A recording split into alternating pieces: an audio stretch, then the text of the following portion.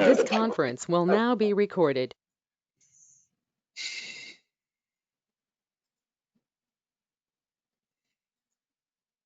It's ready now. If you guys are ready. What is the Wi-Fi password? It's 678 424 6500. Lots of people are trying to do it. Yeah, it's good. People are dialing back in. I'm gonna try talking to see. The audio is a lot better, guys. So hopefully the audio here has improved. Krista, our reliable audio checker, is telling us that it is. And we will get going. And I'm not going to bore you guys with all of my nonsense from the beginning. Most of you guys are tired of hearing me talk anyway. Let's let Christine get going on the walls, and you guys all come out of this smarter. All right, thank you, Todd, and thank you everyone for being here. It's a beautiful morning. So we're going to go through some. Are you going to control the slides or? Yeah, it's on that. Oh, okay. These little arrows here. Try the back one. Krista says it's bad again, so we're working on it.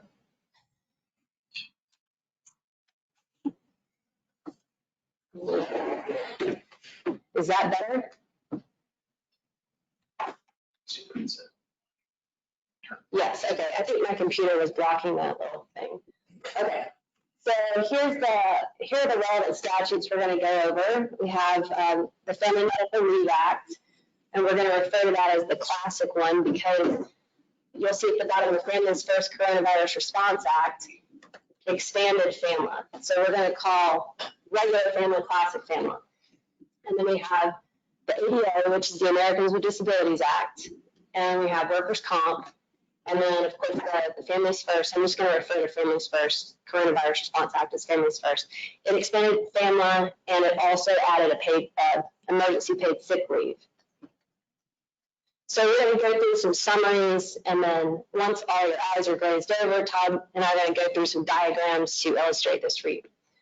So what is FAMLA? It covers serious health conditions, and it's designed for employees to take time off for their own serious health condition or for that of a family member. So there can be a number of serious health conditions. There are 6 basic categories for that helps you determine whether it is a serious health condition. First one is inpatient incapacity.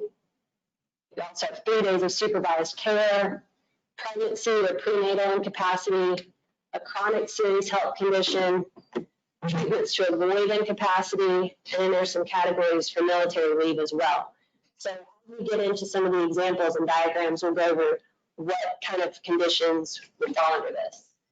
So the ADA, the Americans with Disabilities Act, is not technically a leave statute. It is designed for employees with disabilities who need accommodations to get them to, or to enable them to perform the essential functions of their job.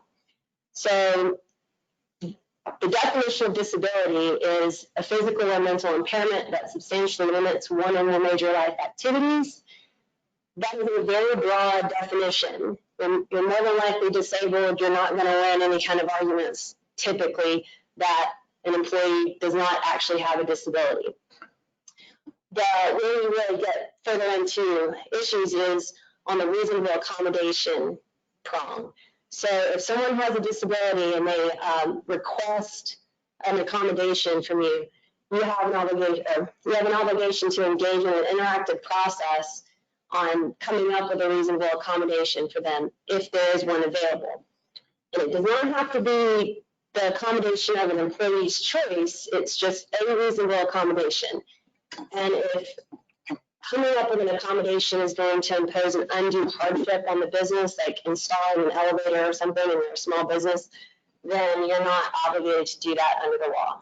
If I can interject something real quick here. We go over these definitions of a serious health condition and what qualifies as a disability under this statute. And we talk a little bit about the undue hardship. That is not where these cases are made from an employer standpoint, though. We simply do not win the cases on whether somebody is or is not, does or does not have a serious health condition, and we don't win the cases on whether or not somebody is a qualified individual with a disability. Both of those things are losing arguments from an employer standpoint. And in many instances, what we do is we move straight to whether or not there's a reasonable accommodation available for these folks, and whether or not we can get how we get them out on leave. That is the hill where we win these battles, by being unreasonably reasonable in our approach to this, and not fighting it on whether or not they have a condition that qualifies for these things. We can go into that later if you have questions. The other thing that we get all the time is an employer will say, we can't do that. We can't provide that leave. We can't provide that accommodation. What constitutes an undue hardship under the law is so extremely narrow. It is not simply an inconvenience. As we talk about this as a general theme in our practice, these are employee-friendly laws. They are not designed for the efficient operation of business. They are designed to give the employees the benefits that they are entitled to. And if the undue hardship were going to be characterized as something that poses an inconvenience or a financial burden to employers, that wouldn't be the case. Nobody would qualify for this. We don't win the arguments on what qualifies or what something constitutes an undue hardship. So those are frustrating pieces, but bear with us when you ask for our help or your employment lawyers help with these ADA and family issues. It is going to be a different inquiry than the one that you and your managers want to take. It is going to be, how do we accommodate these employees and live to fight another day on something else, right? With that, I'll turn it back over to Christine. Thank you, Todd. A couple of things to remember also about, I'm using the mic, about FAMLA and ADA is the reinstatement rights to hold the position. Under FAMLA, you have a duty to hold the employee's position while they're out on leave, or put them in a position that's equal with equal pay, benefits, terms, and conditions. And the same thing with the ADA, unless it imposes an undue hardship. Okay, so when does classic FAMLA apply? And when is an employee eligible? So if an employer has 50 employees or more, then FAMLA is implicated or triggered for that employer. However, an employee may or may not be eligible depending on where they work. So at a facility with at least 50 employees within 75 miles, what that means is if you have an office in Atlanta with 25 employees, and then you have an office in Birmingham with 25 employees, none of those employees are going to be eligible because there aren't 50 employees within 75 miles. So assuming that there are 50 employees within 75 miles, for an employee to also be eligible for FAMLA, they must have worked for you for at least 12 months. And those 12 months don't have to be consecutive. They can be, over the last few years during holidays, for example. But they also must have worked at least 1,250 hours within those 12 months. So how long do you have to provide leave under these statutes? Well, FAMLA has an absolute right to 12 weeks. And that can be taken intermittently or consecutively. The ADA leave may or may not be a reasonable accommodation.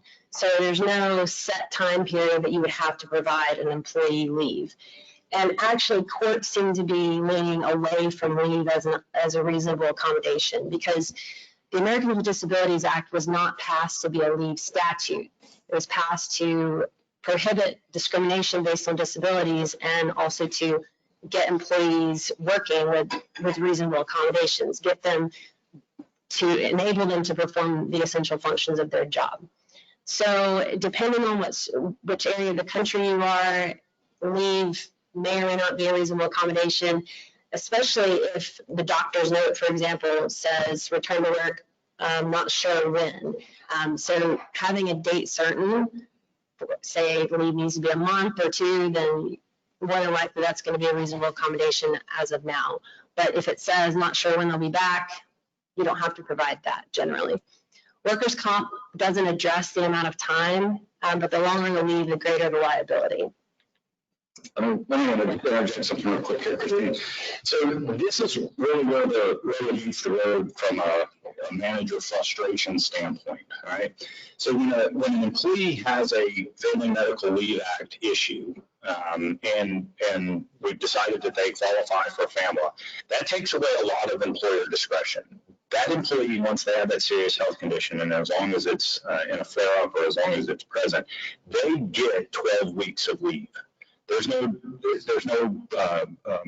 employer gratuity when it comes to that. They get the leave. That's 12 weeks absolute. That can be 24 half weeks. That can be 36 third weeks. That can be taken intermittently based upon a flare-up. It's frustrating to a manager who doesn't know when an employee is going to come down with a migraine and not be able to work. It's frustrating when the employee has a depressive episode and can't make it in before lunch. And those sorts of things are the sources of tons of manager discontent. It doesn't matter. Get that leave, and retaliation claims are just as expensive as the actual substantive violation. So that absolute right to 12 weeks under FAMLA is going to be there once they qualify for that leave.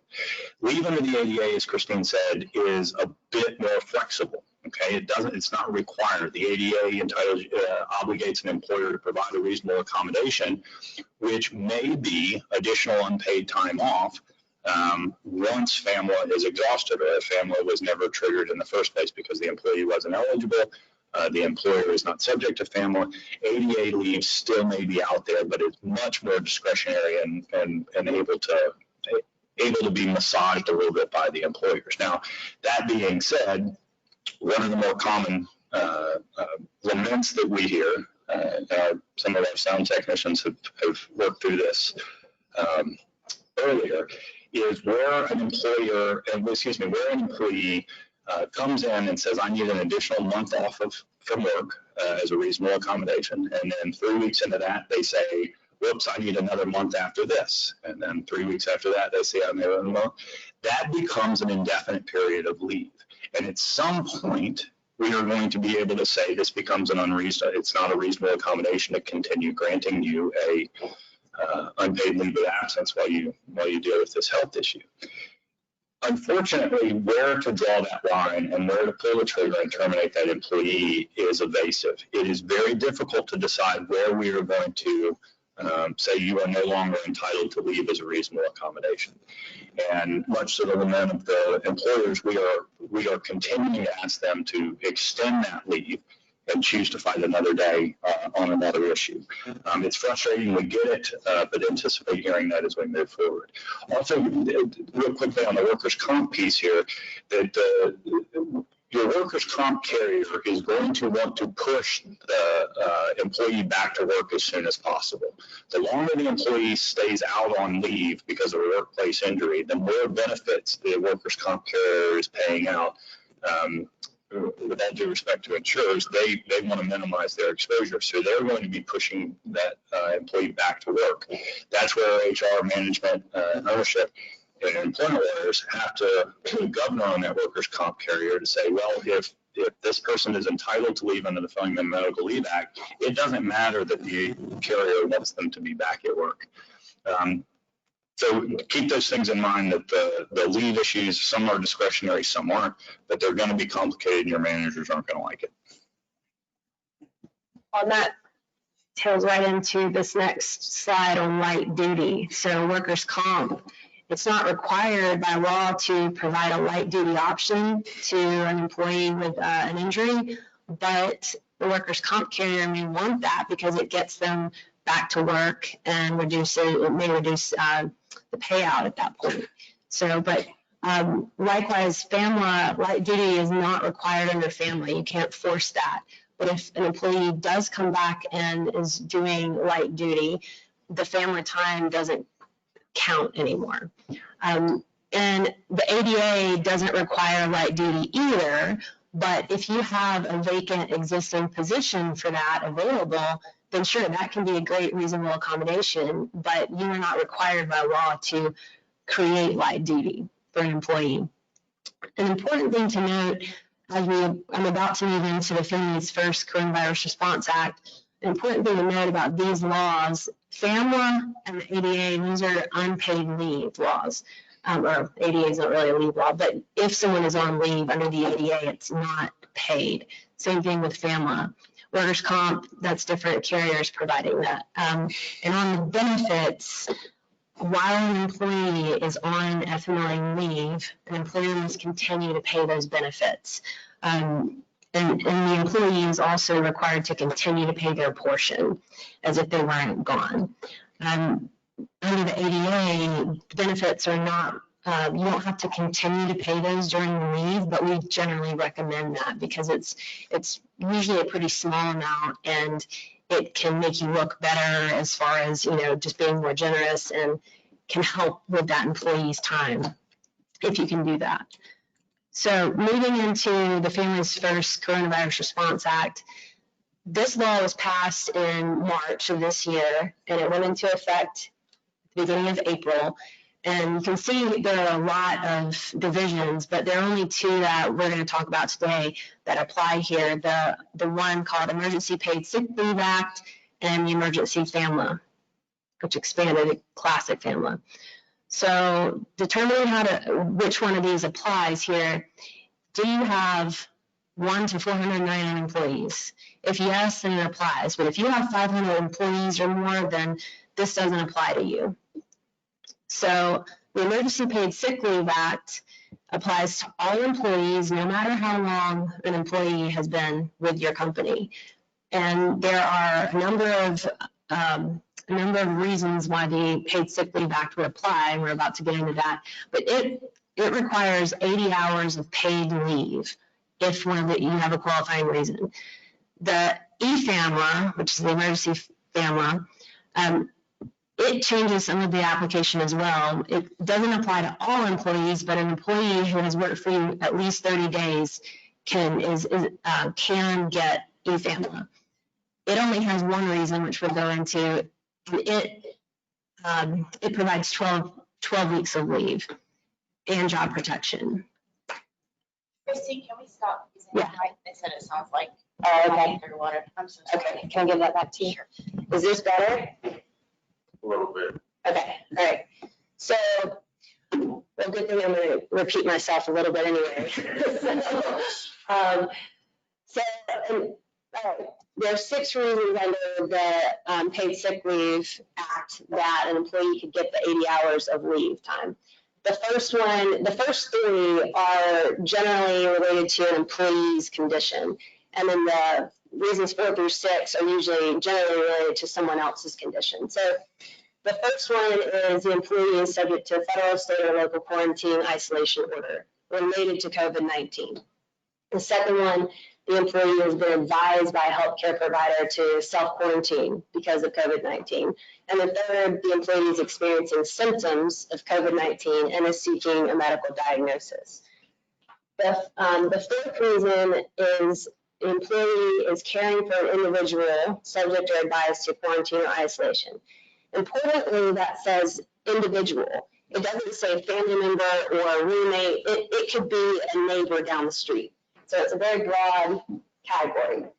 The fifth one, the employee is caring for a son or daughter whose school or place of care is closed or the child care provider is unavailable due to COVID-19. Importantly, that is also the only reason that EFAMLA applies. You see at the bottom where it says a qualified need related to a public health emergency. So a qualifying need is defined exactly as that number 5 under paid sick leave.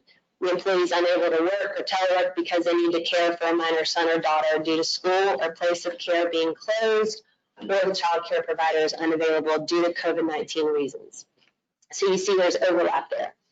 And then the 6th category under the Paid Sick Leave Act is the employee is experiencing substantially similar conditions. That is yet to be specified. So we don't really know what that means. I think if you have a situation that's pretty close to these other ones and you're not really sure, maybe you include it there under 6. So at this point, in the EPSL, and we're going to go through the rest of these EPSL slides from our earlier presentation on this. again, we're not seeing as much of this. The law is set to expire at the end of the year. Most people who have needed these benefits have already exercised them and have exhausted them, and we're into some other sort of paradigm. The point with EPSL is much like with FAMLA, right? Let's give employees a bit of grace here, get them home, get them taking care of what they need to do. We have only had a handful of instances in which we feel that an employer feels like an employee has been malingering on these issues. Lean into this process a bit and allow them to take that time. Remember that this is paid leave. They are receiving either full or 2/3 of their regular wages up to certain thresholds. There are tax credits available for that, so it should be expense neutral to the employers. Work with your accountants on that. The purpose of going through these slides at this point in the presentation is just to show that there is yet another mechanism by which employees are entitled to be off. And obviously, considering where we are as in the pandemic, and especially if this leave is renewed, this might come up again, right? Where does the Families First leave pick back up? Is it like FAMLA that it's a year? Is it going to reset at a calendar year? Or is it going to be when the employee first left? We don't know that yet. And you might have noticed there's other things going on in Washington rather than more pandemic response bills. So we don't know that. So be patient with the Families First Act. We've still got plenty of FAMLA and ADA issues to cover. Right. This is technically supposed to expire December 31st, so it more than likely will get extended, but we don't know because things are quite messy there right now. So as Todd noted, it's paid sick leave. The amount of leave depends on, I'm not, hold on. I don't know, the slides aren't moving right now, but the amount of leave depends on the reason. So reasons 1 through 3. Can we pause 1 second and try one more audio thing? Yeah, sure. We're going to try a normal audio fix.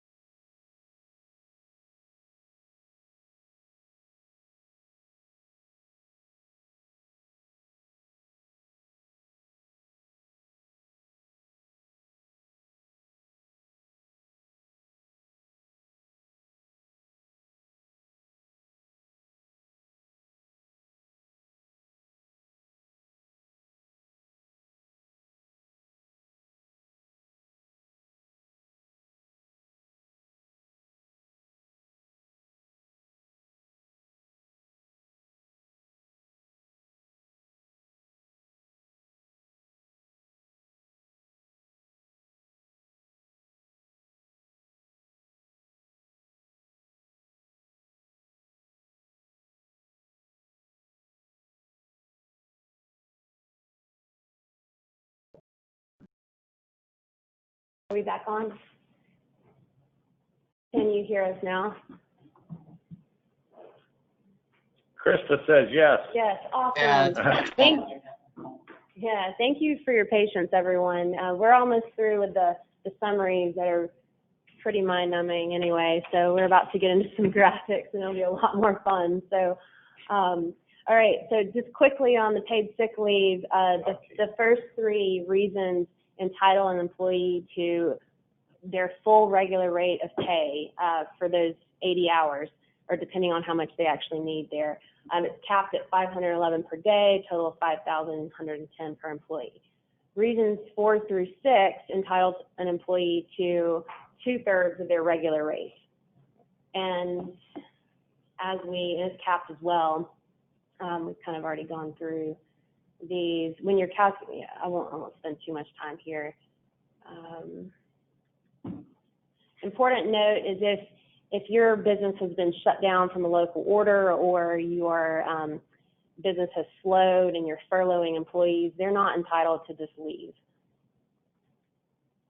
So getting into the EFAMLA, which, remember, that applies to employees who need to take care of a son or daughter because their school is closed or the child care provider is unavailable. So that likewise is 2/3 of the regular rate of pay. And remember, there's not the 1,250-hour rule here or 12-month rule. It's just an employee who's been with you for 30 days. So, and again, that may be coming up as schools move in and out of virtual or in person. An important note is that eFamila runs concurrently with the Paid Sick Leave Act if the reason is for the care of a son or child out of school. And so when that happens, the first 10 days of eFamila is unpaid, and then once Paid Sick Leave Act runs out, it transitions into paid eFamila. But there is a cap of 12 weeks there, so the first 2 weeks of paid sick leave is still counting, so it's really only 10 weeks of paid FAMLA. If you're confused by this, it only means that you're normal. Yeah. This was a law that, as we know, Congress can be befuddling on a clear day, and the way that this law was passed left a lot to be desired. I think the intent was good, but it certainly has made it a lot more complicated than it has. When we're dealing with these sorts of issues, I think it's a tall order to expect an overworked HR professional, or certainly a business person without HR experience, to become a technical expert on this, or frankly any of the leave statutes we're talking about. This is really where leaning on outside HR consultants, leaning on your employment lawyers is going to be dollars well spent. I'm biased about that, but I believe that this sort of technical compliance is really does pay off, because it can get so confusing, as we see. Very easy to get bogged down. Right. And the last thing I'll say about eFamila before we move into diagrams showing how all this works together is that 12 weeks is 12 weeks, meaning if Joe has taken 6 weeks off because he had back surgery, and then Joe is asking for eFamila to take care of his son or daughter who school is unavailable or child care is unavailable, Joe is only going to be entitled to 6 weeks under eFamila because he's already had 6 weeks of regular FAMLA within a 12-month time period. And this is where we don't know how the eFamila is going to reset. If there is a re-upping of the law by the end of the year, we don't know when the FAMLA calendar resets, and that's going to be an interesting thing to watch, where we have to start offering more of those where the 12 weeks is going to reset, and we have to start offering this leave again. Yeah. Let's go on to the next slide. So this is really, I think, going to bring it home how these laws interact. I give credit to one of our managing attorneys, Liz Sigler, for coming up with these nifty Venn diagrams that is going to be hopefully a little more edifying than bullet points. So if we look at what is a condition that could qualify for as part of the ADA, so they're going to qualify, it's going to qualify as a mental or physical condition that substantially limits one or more life activities, as well as a serious health condition. So it meets both the FAMLA, FCRA, and ADA definitions entitling somebody to leave. These are conditions like cancer or diabetes, and I put asthma in here in particular, that it'll come back to see. So these are the sorts of long-term issues for which there would be an employee who is suffering from one of these conditions qualifies as a serious health condition. So they're going to get 12 weeks of unpaid leave per year. They are also going to be entitled to a reasonable accommodation to perform the essential functions of their job. So that's the overlap here. And next slide.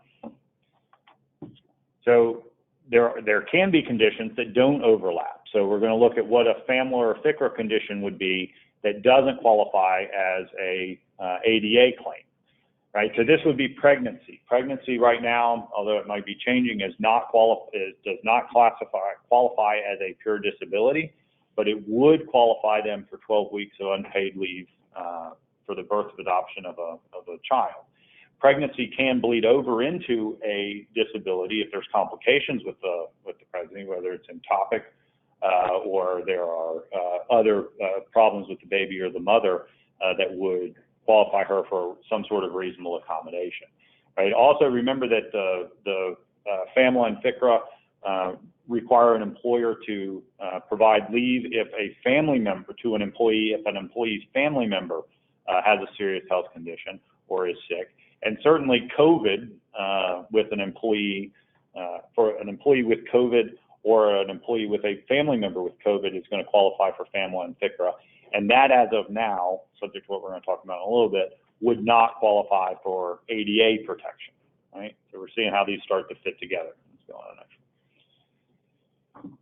So the overlap can go between workers' comp and FAMLA, right? So if somebody breaks a bone in the office, somebody gets a repetitive motion injury like carpal tunnel, that is going to be a workers' comp injury. They're going to be entitled to medical care and time away from work, paid benefits if they have to take time away from work under workers' comp.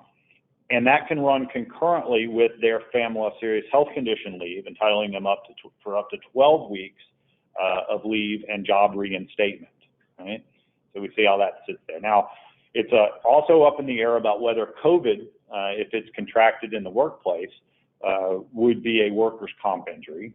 I am of the opinion that it would be compensable under workers' comp, pulling the employer out of a negligence issue. So they're all we're worried about is workers' comp benefits there. There's been some recent cases in which workers' comp carriers are denying workplace exposure of COVID as a workers' comp issue. That remains to be seen. In my opinion, if somebody gets if somebody gets COVID, contracts COVID at the workplace, whether it's a meatpacking plant or a hospital or an insurance office, that should be a workers' comp type issue. It remains to be seen. So then we can get to where there's the granddaddy of them all, where we are right there in the middle of that Venn diagram.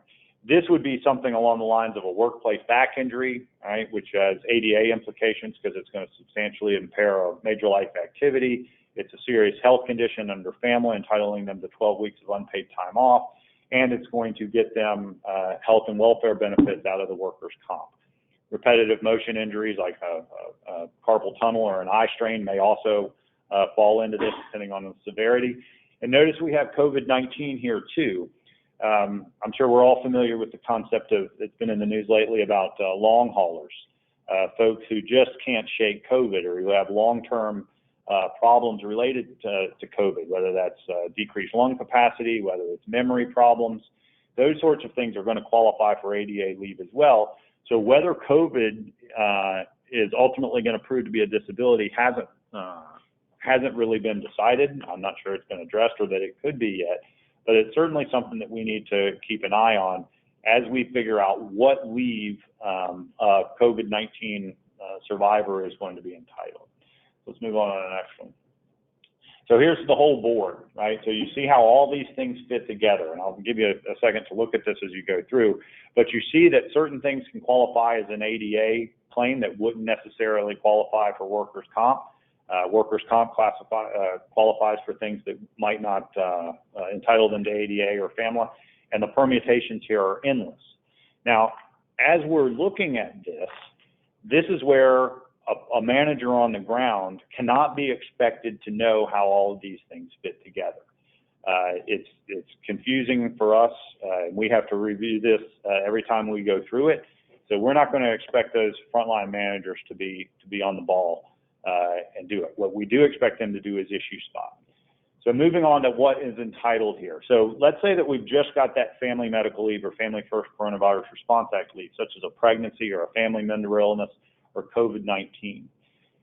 Running down these bullet points, how much of this, how much leave? Well, if it's a family issue, they are going to get 12 weeks of leave, however that is doled out. Again, this could also be a migraine issue, right? Something along those lines where they are going to get 12 weeks total, even if that's intermittent. Is it paid? Well, not under Family Medical Leave Act, right? But it might be under the Families First Coronavirus Response Act. There might be time that is compensable during that. right, for the first 2 weeks under the EPSL, and then for the next 10 weeks under emergency family. What about benefits? Is this person who's out on this family going to get benefits? They have to retain their benefits as if the leave were not being taken. So yes, they're responsible for their portion of the premium, but they have to be maintained on benefits. Right? Bonuses and salary increases. FAMLA doesn't guarantee anything other than they be treated like the leave didn't exist. So if they are going to get a scheduled bonus during that time, then they receive that bonus while they're out on leave. If they're eligible for a stair-step salary increase during that time, then they get that salary increase. That also, the flip side of that is if there is a RIF or if they would have been terminated but for the leave, such as you found a bottle of vodka in their desk, you found a pile of files that hadn't been attended to, and you would have fired them if they had been in the office that day, then yeah, go ahead and we can go ahead and pull the trigger there, subject to Morgan & Morgan for the people coming and knocking on your door with the temporal proximity claim. Somebody who is out on FAMLA or FICRA has job reinstatement rights. That means that they're going to have to be put back in a position of with the same benefits and of similar status as when they left. I'm going to take a point of privilege here. That does not mean that you have to hold the job open.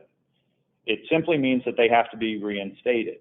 So if you have somebody who is out on leave for any of these issues, you can fill the position. You just have to return the person who took the entitled leave to that position when they come back. So this is a important thing to express to managers. You can go fill the position. You don't have to leave the chair empty while they're out. You just have to reinstate the person. That poses another set of inconveniences, but it does not mean that you have to have the job not done or the other team members picking up the slack. You can fill the position. You just have to give it back to them when they come. And what happens if at the end of FAMLA the employee is not ready to come back? That's where we would go then into the ADA inquiry, which you see on the next slide. Okay, so once you get done with the FAMLA leave obligations, there might be additional unpaid leave available as a reasonable accommodation under the ADA. So it's not over yet.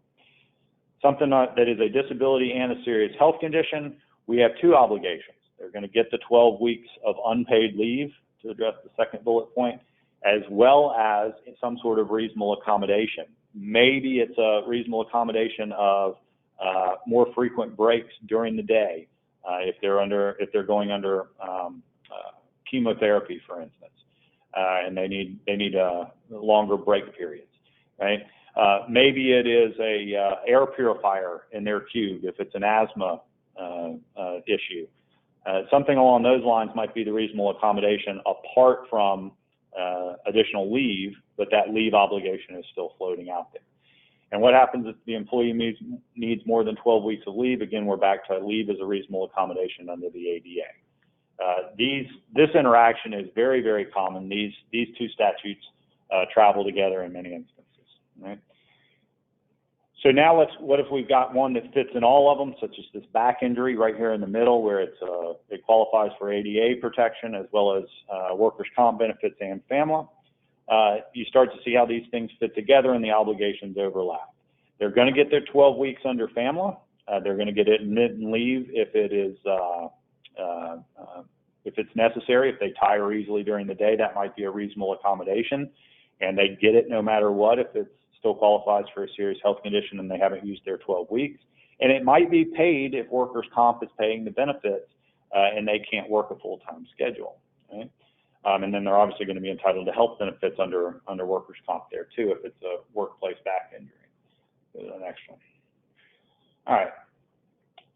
The plain workers' comp FAMLA issue, a workplace fracture, something transient, it's not going to rise to the level of a disability.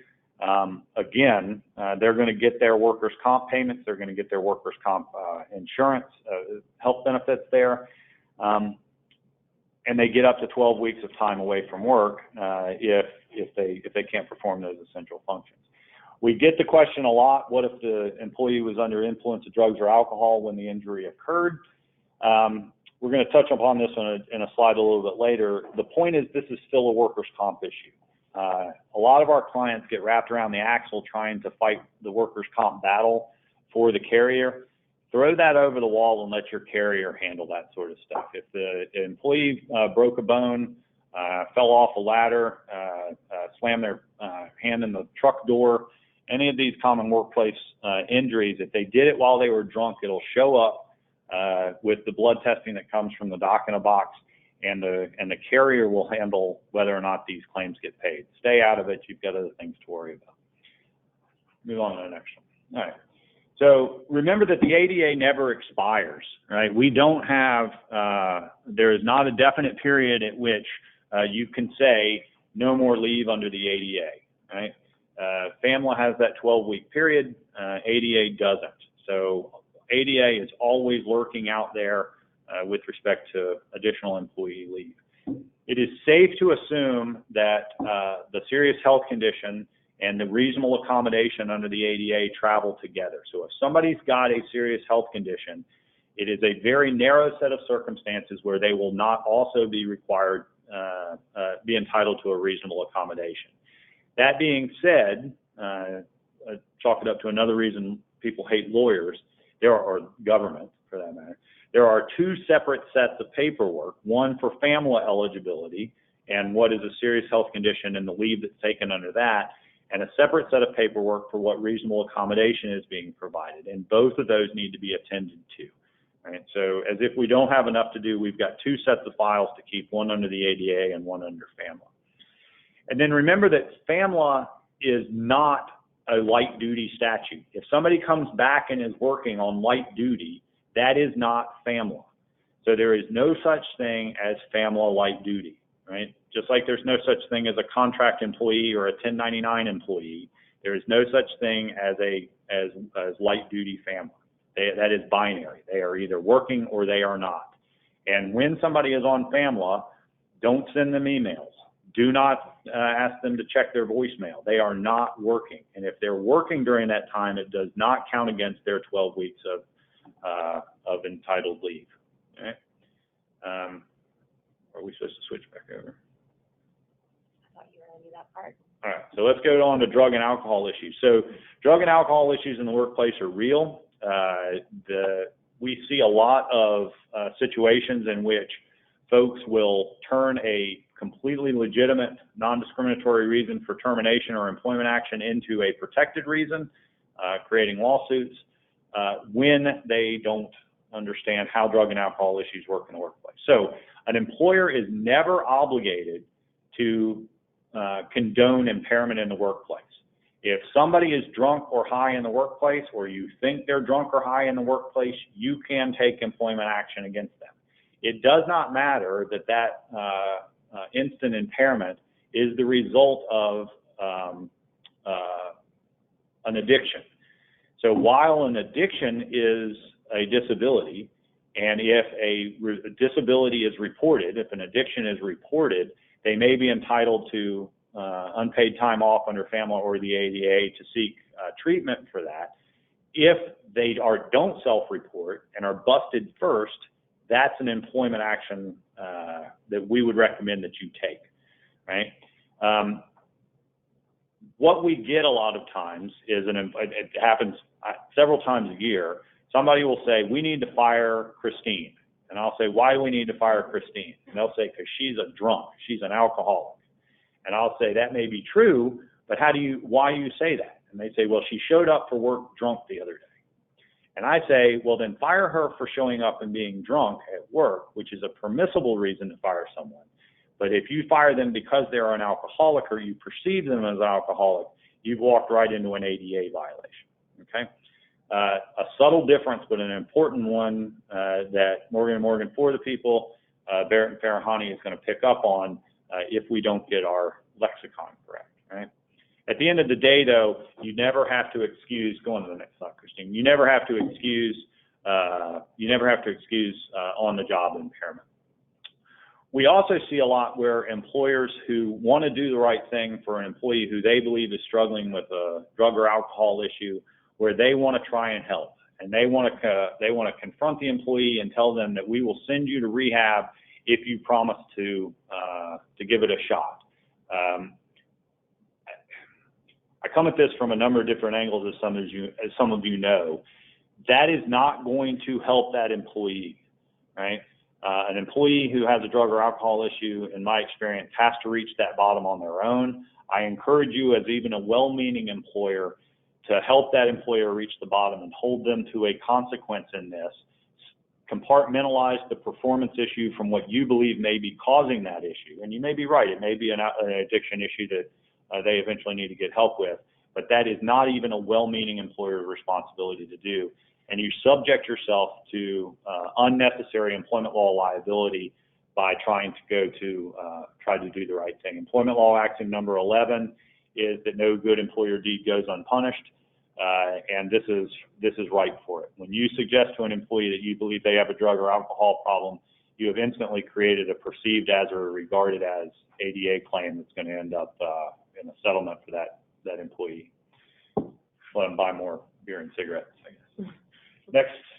Next one. So the important part about what we have here, this is really where it becomes incumbent upon us to train our frontline managers to issue spot, because an employee does not have to ask for a particular leave to trigger the entitlement.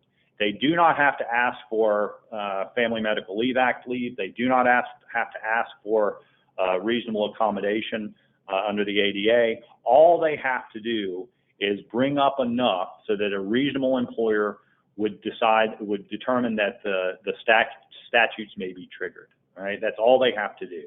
So we need to train our frontline managers that when somebody comes in and says, I need to take mornings off, or I'm having trouble getting here in the morning, not to say that's not my problem, get here on time. It is to say we need to talk to HR about the reasons that you're not here, be able to make it on time. Maybe it's a morning sickness issue, which might entitle them to some family leave due to a pregnancy. Maybe it's a depression episode that is going to entitle them to ADA protection. But we need to go ahead and dig into that a little bit more. We don't expect the managers to have that technical knowledge, but we do need to have them issue spot. We need to make sure that we have posters up and that a family policy is in your handbook. That the ADA notice is posted properly. Those family and ADA notice obligations that on your workplace, on your break room bulletin board, it's not just pro forma. That is what the plaintiff's attorneys are going to look for about whether you provided that family notice. So the DOL, the Department of Labor, if they come in and do an audit, is going to look for those notice obligations as well. All right. Move on to the next slide. I'd like to interject Yep. one thing on the no magic words. For managers who are seeing employees with repetitive attendance policy violations and they're saying that they were sick and they just use a general for I was sick or my illness or whatever, and they're not saying anything about leave or ADA or FMLA, that's another thing to keep in mind. So maybe we need to talk to HR. Exactly. We see that a lot, gets some people in trouble. So the takeaways from today are, believe it or not, we're not here to make your job more difficult. We are trying to give you a different perspective on how this works. Those of you who have worked with us in the past on these things know how frustrating it can be, and it is.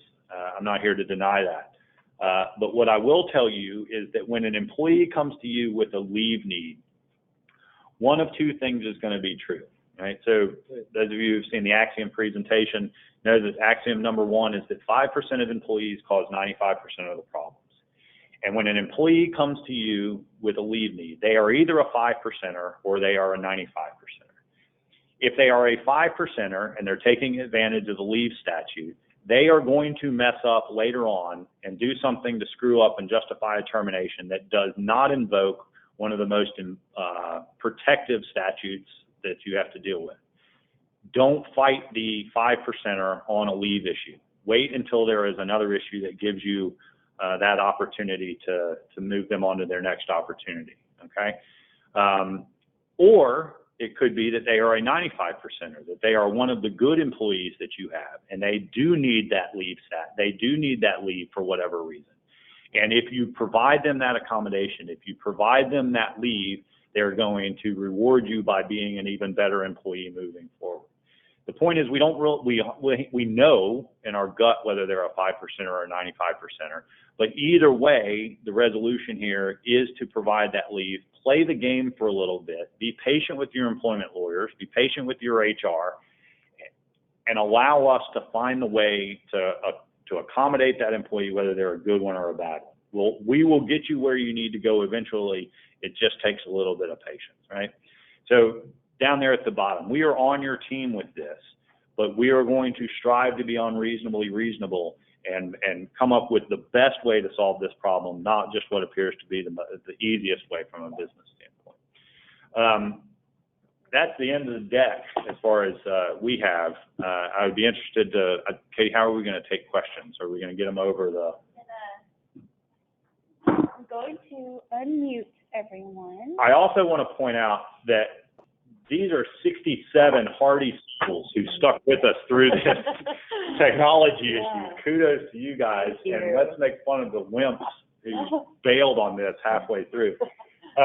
Yes, Nancy, we will give you a copy of the slides. We'll send these things out, especially given the technical difficulties we had at the beginning. If you've got questions about this, Christine or I will be happy to take these calls on this stuff. This is at the end of the day, I'm not giving anything away here, a big marketing opportunity for us to introduce how we do these things. If you have questions about this, please pick up the phone. We will eventually charge you, but not at first. How about that? Any other questions that we have coming out of this?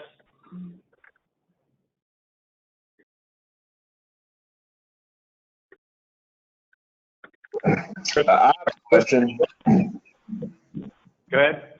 How often do these laws, these rules change? With the pandemic and everything going on, along with the state of government changes that occur around these times of year. How often do these things change and fluctuate? So that's a very good question. Up until March of this year, there hadn't been a whole ton of changes on things, right? March this year, with the Families First Coronavirus Response Act, was the first new employee leave statute in a while. I would suggest to you that the federal law is not going to change that much. What we are seeing is lots of state law analogs coming along, and municipalities imposing paid sick leave laws.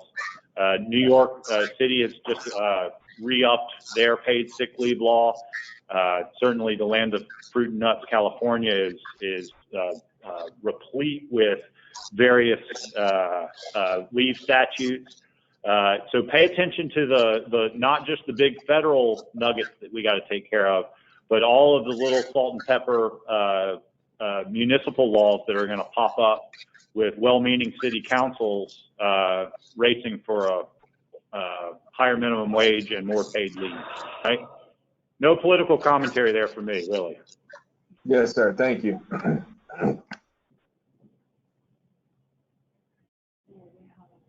So we just got a question coming in. Can you review how family rule of 50 employees within 75 miles applies to companies that are fully remote? Excellent question, and one that I'm going to give you two answers to. One is the legal answer, which is those employees are attributed to where their home work site is. So if you've got employees in Duquesne who are reporting to an office in Atlanta, they're going to be counted towards that Atlanta office in most instances. Practically speaking, though, go back to what we talked about. Let's not argue over whether an employee is entitled to this leave or not. That has dollar signs attached to that argument that you don't want to see, right? I have two kids at private school, and I would love for you to, one of my employer clients, to stand on the issue that they don't have enough employees or that this employee wasn't eligible because of their work site. Cash register bells should be ringing when you start to make that argument. Let's lean into that to figure out whether there is a way to give that employee what they think they're entitled to, figure out whether or not we can accommodate that for a mere $1,000 rather than making this a $150,000 argument on summary judgment. Does that answer that question? I hope it does. All right, I can't read that next question. We are a healthcare employer with 500 employers. Can you go up a little bit? Yeah. All right, so here we go. We have an employee that is refusing to return from furlough due to her concerns of contracting COVID and taking it home to her son who has asthma. Would this possibly be an ADA situation or a healthcare employer with 500 plus employees? The answer is no, that is not covered, right? That employee can be forced to come back to work. Fear of contracting COVID and fear of taking it back to somebody else is not, whether it's an elderly parent, whether it's a son with a asthma condition, technically no, you do not have to accommodate that employee. Practically speaking, I'm going to ask whether or not you need that employee. Is this a 5% or a 95%? Is this somebody who has performed well for you in the past? Can we make an accommodation for this person to get them to where they can continue the job? We have to balance that with employment law axiom number 11 of no good employer deed goes unpunished. But this is where what we do is an art, not a science. The science says, yes, you can blow them out. The art says, let's take a little bit deeper look at this and get to the bottom of this to see if we can solve this problem before they call Barrett and Farahani. I had a conversation, some of y'all know Amanda Farahani. She's a reputable plaintiff's lawyer here in the Atlanta area with whom we have a good working relationship, even though we agree on zero. I asked her yesterday in a conversation, what is the most common reason people come to see her, right? And I was looking for, is it a Family Medical Leave Act statute? Is it a Fair Labor Standard wage and hour issue? And Amanda said it's because people come in because they've been treated unfairly. And if you blow somebody out because their son has asthma and they're worried about getting COVID, that is going to be perceived, rightly or wrongly, as an unfair act. And that is going to drive them to Morgan & Morgan for the People. It's going to drive them to Barrett and Farahani. It is going to drive them to contact an employment lawyer. And when an employment lawyer, plaintiff's employment lawyer, gets a hold of an employee who believes they've treated unfairly, they're not going to say, well, suck it up, that's tough noogies. That's not what plaintiff's employees get paid to do. Plaintiff's employee lawyers get paid to find a cause of action. And they're going to find a Fair Labor Standards Act violation. They're going to find a harassment issue. They are going to interview that employee until they determine that the employer is 100% right, and that is only going to drive down the initial demand. It's not going to eliminate it. So by blowing out an employee whose son has asthma there, just be mindful that you're going to get a letter like that. Okay?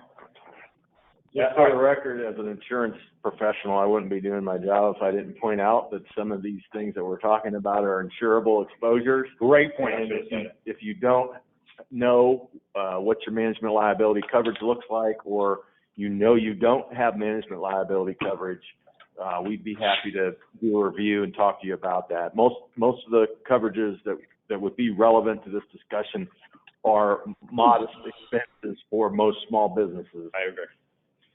So Doug brings up a great point. A lot of these things do fall within your EPLI coverage. I will share my opinions on EPLI at another time when I'm not sitting in a broker's office. But the fact of the matter is that in most instances, it is a good deal for small employers. Looking at this and whether or not you have that EPLI coverage and making sure that you are advising your carrier and advising your broker as soon as these issues come up is critical. Right? One more question from one of my favorites. If you make that accommodation for a good employee, does it obligate you to make the same accommodation for a poor employee? So remember that employment at will and any employment decision can be made on any basis as long as it's not made upon a protected characteristic. So if I'm making decisions and giving more of an accommodation, and I use that term not as an ADA accommodation. If I'm providing additional flexibility to a long-term employee versus a short-timer, that's completely appropriate. If I'm giving all the left-handed people in my office one accommodation and all the right-handed people not that accommodation, that's not a problem. It's not those things are not protected characteristics. Now that doesn't help the perception of unfairness that still might drive them to a plaintiff's attorney. But it's not that in and of itself is not illegal. If I were giving one accommodation to all the Koreans and not giving the accommodation to all the non-Koreans, well, national origin is a protected characteristic, and that becomes a problem. All right.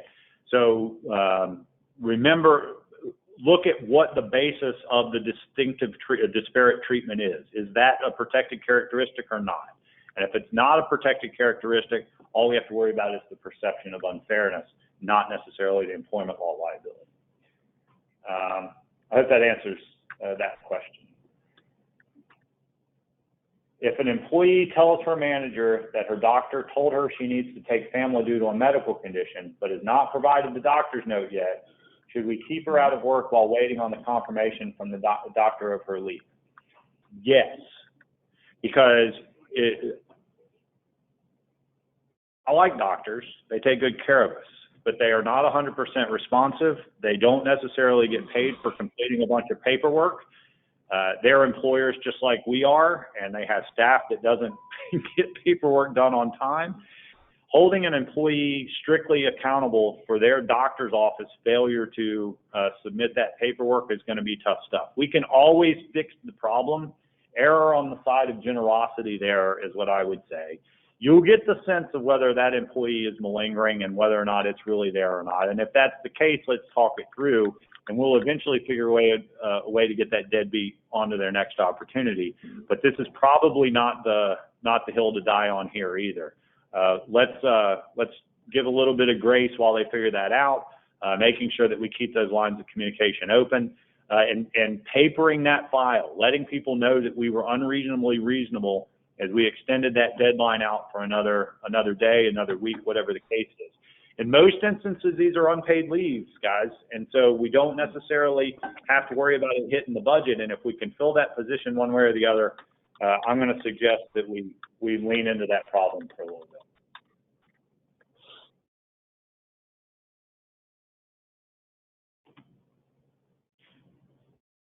Anybody else? Yeah.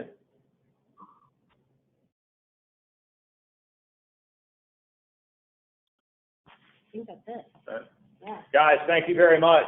We appreciate the opportunity to be in front of you. Thanks from Christine. Thanks from Stanton Law. We appreciate the chance. Thank you, Todd and Christine, everyone who joined. We have a question? No, we have a thank you to everyone who had patience and joined us today. We apologize for the technical difficulty. It looks like we got it worked out eventually, and we appreciate you hanging in with us. Make a note that our next program is a lunch on December 10th. The topic is legal and insurance issues for contractors.